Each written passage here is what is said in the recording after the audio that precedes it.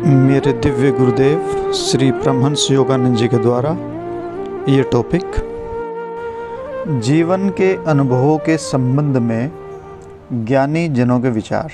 यह प्रवचन SRF अंतर्राष्ट्रीय मुख्यालय लॉस एंजलिस कैलिफोर्निया में 25 मार्च 1971 में श्री दया माता जी के द्वारा दिया गया। श्री दया माता जी बताते हैं, आश्रम में मेरे प्रारंभिक वर्षों के दौरान ज्ञान माता जी ने मुझे बहुमूल्य लिखित निर्देशन दिए। उनमें से कुछ ज्ञान रत्न मैं आपके साथ बांटना चाहती हूँ। ज्ञान माता जी ने मुझे 4 सिद्धांत बताए थे जिनके अनुसार वे अपना जीवन जीती थी और वे हम सबको भी इन्हें अपनाने के लिए प्रोत्साहित करती थी। अपने लक्ष्य को अपने सामने सदा ज्वलंत रखो और इसके सिवा न कुछ देखो और न किसी पर ध्यान दो। दूसरा निर्देश, हमारे साथ जो घटनाएं घटती हैं वे कुछ महत्व नहीं रखती, बस यही महत्व रखता है कि उन घटनाओं से हम क्या बन जाते हैं। तीसरा निर्देश, प्रत्येक दिन सब कुछ ऐसा समझकर स्वीकार करो कि यह ईश्वर से ही आ रहा है। चौथा निर्देश, रात होने पर सब कुछ वापस ईश्वर के हाथों में सौंप दो। अपने लक्ष्य को अपने सामने सदा ज्वलंत रखो और इसके सिवा कुछ न देखो और न किसी पर ध्यान दो। यह आध्यात्मिक पथ का मूलभूत सिद्धांत है, क्योंकि ईश्वर की खोज एक जीवन शैली है, जीवन जीने का तरीका है। ईश्वर को भुलाकर और संसारिकता में लिप्त होकर जीवन व्यतीत करते हुए केवल कभी कभार मंदिर में श्रद्धा भाव से जाना ही पर्याप्त नहीं है।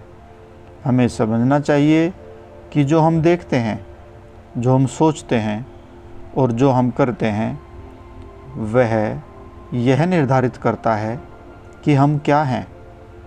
गंभीरता से ईश्वर को खोजने वाले व्यक्ति को अपना समय एवं मनोयोग कंसंट्रेशन को ऐसे किसी भी कार्य पर केंद्रित नहीं करना चाहिए जो उसके मन को ईश्वर से दूर ले जाए।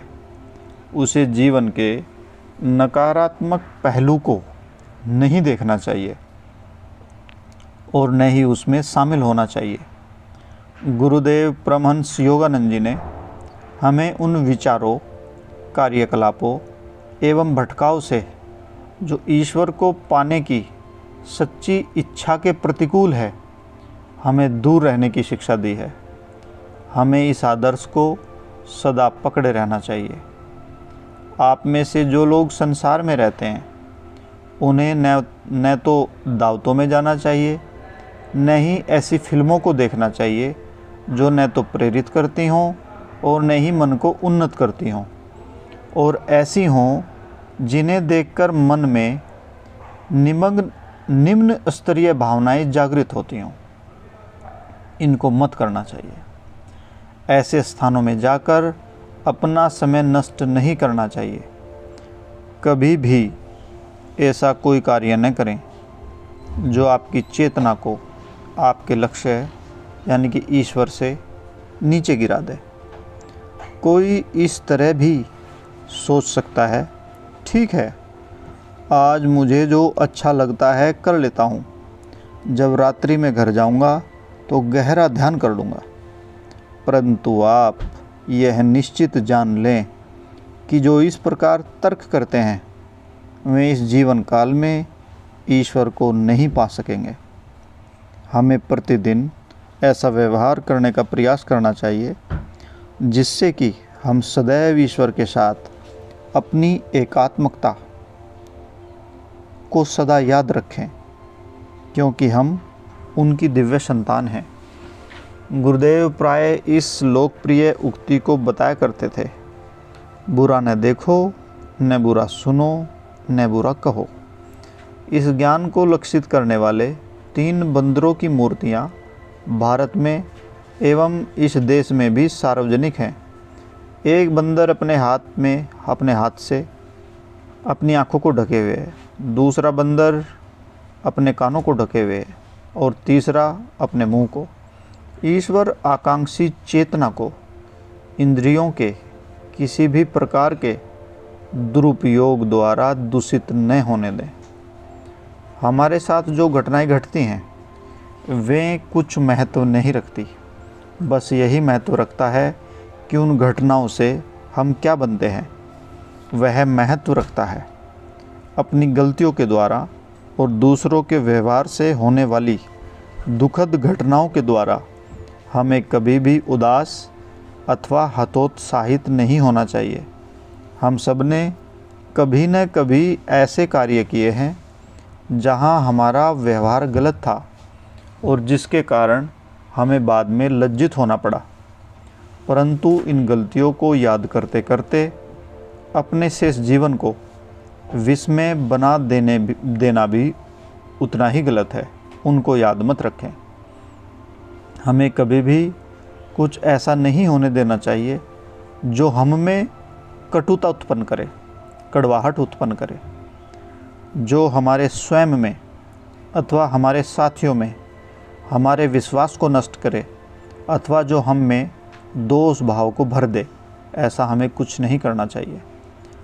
समस्त अनुभवों के प्रति सही आध्यात्मिक प्रतिक्रिया यह संकल्प लेने में है कि हम उनसे शिक्षाएं ग्रहण करेंगे एवं अपने आप को बेहतर बनाने के लिए स्वयं को बदलेंगे ही बदलेंगे। हाल ही में मैंने अपना एक पत्र देखा जो मैंने गुरुदेव को भेजा था जब मैं एक युवा शिष्या थी। उन्होंने मुझे फटकारा था और मैंने उन्हें लिखा था, गुरुदेव मैं आपसे प्रतिज्ञा करता हूँ, गुरुदेव मैं आपसे प्रतिज्ञा करती हूँ, मैं प्रतिदिन सकारात्मक रहने का अपना सर्वोत्तम प्रयास करूँगी और आपके निर्देशों का विचारों से, वाणी से और कार्य से प्रतिरोध नहीं करूँगी। जब कोई व्यक्ति दृढ़ इच्छा शक्ति और प्रबल विचारों वाला होता है तब वह अपने ही तरीके से चलने की प्रवृत्ति रखता है। इस प्रकार के व्यक्ति को विश्वास है कि वह सब कुछ जानता है।